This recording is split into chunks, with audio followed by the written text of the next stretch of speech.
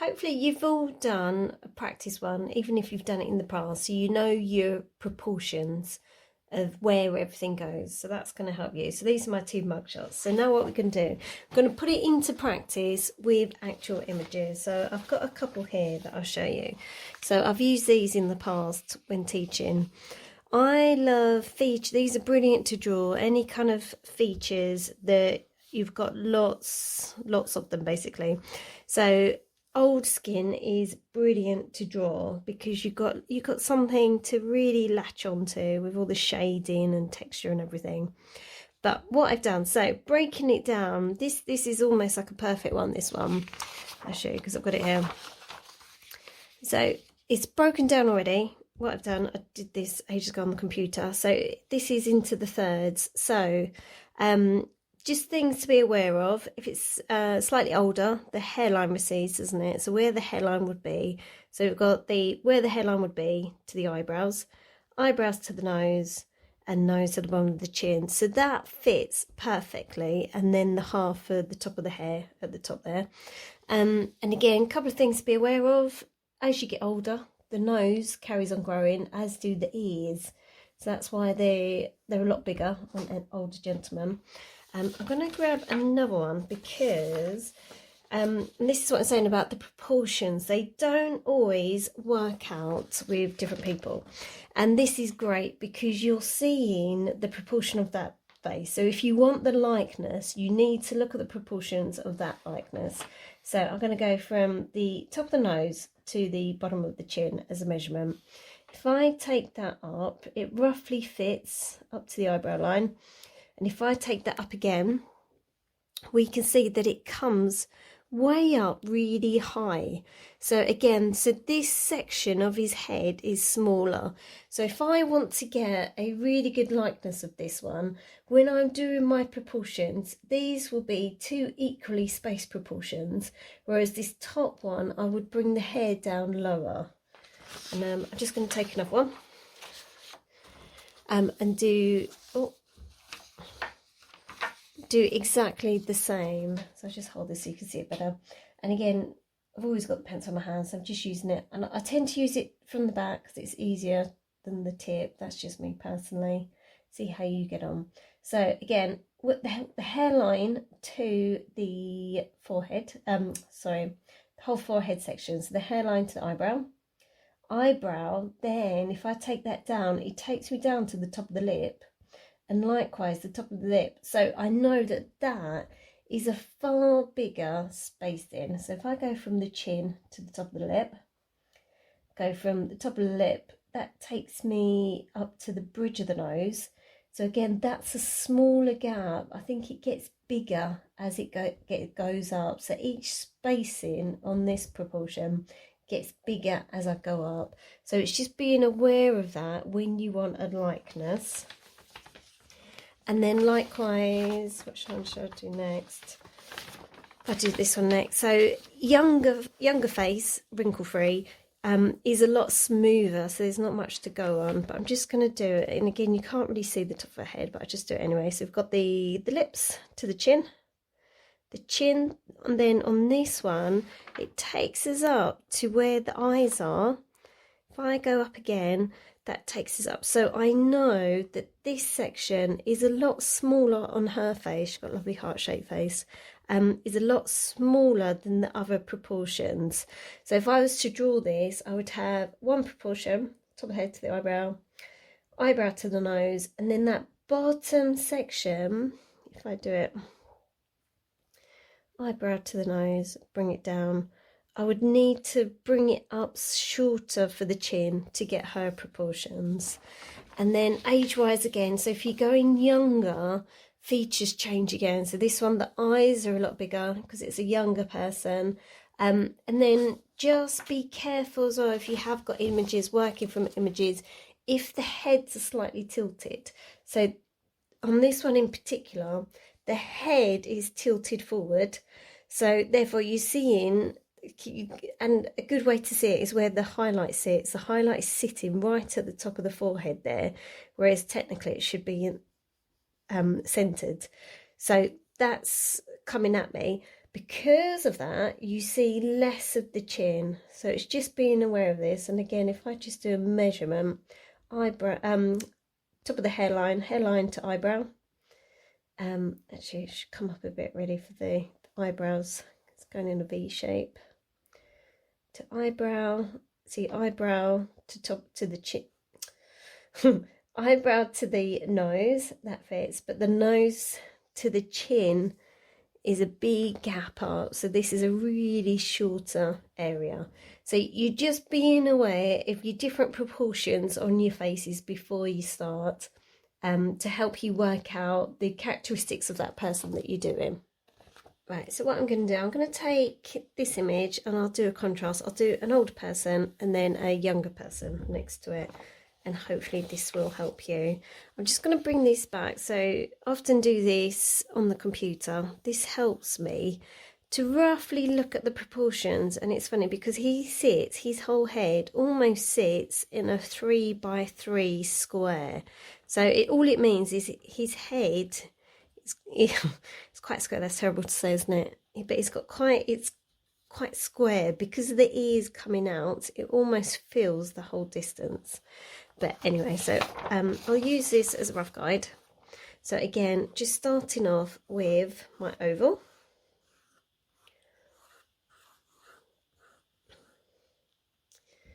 And then, so I'm going to take the measurement from the top of the head to the bottom of the head.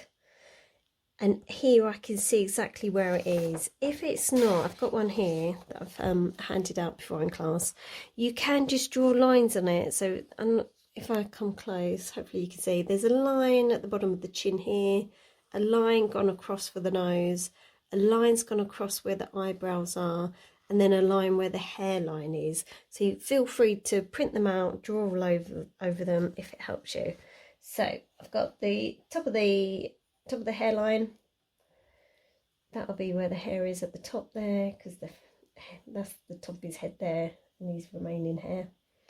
I'm going to do three equally spaced sections, roughly.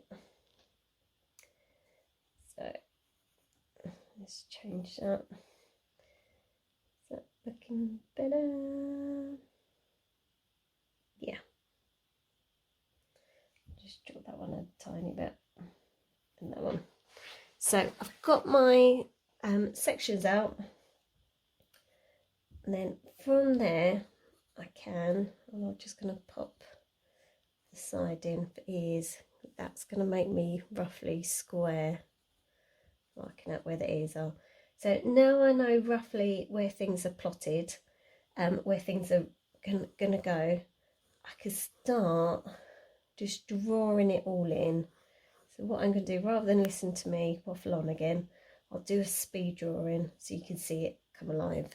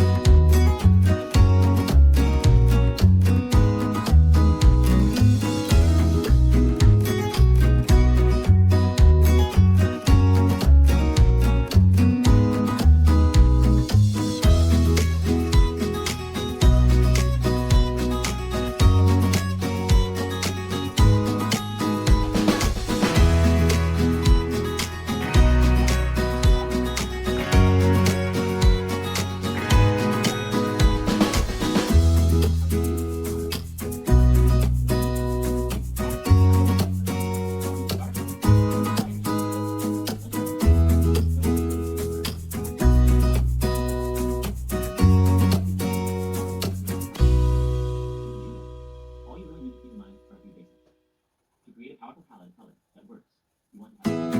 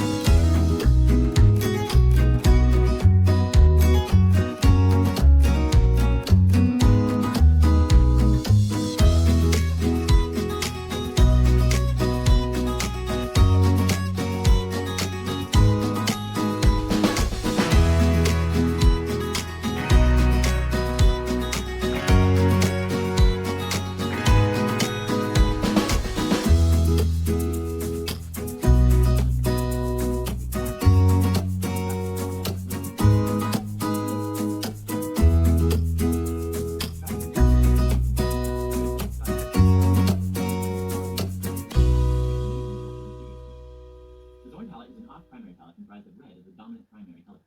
Yellow ochre is such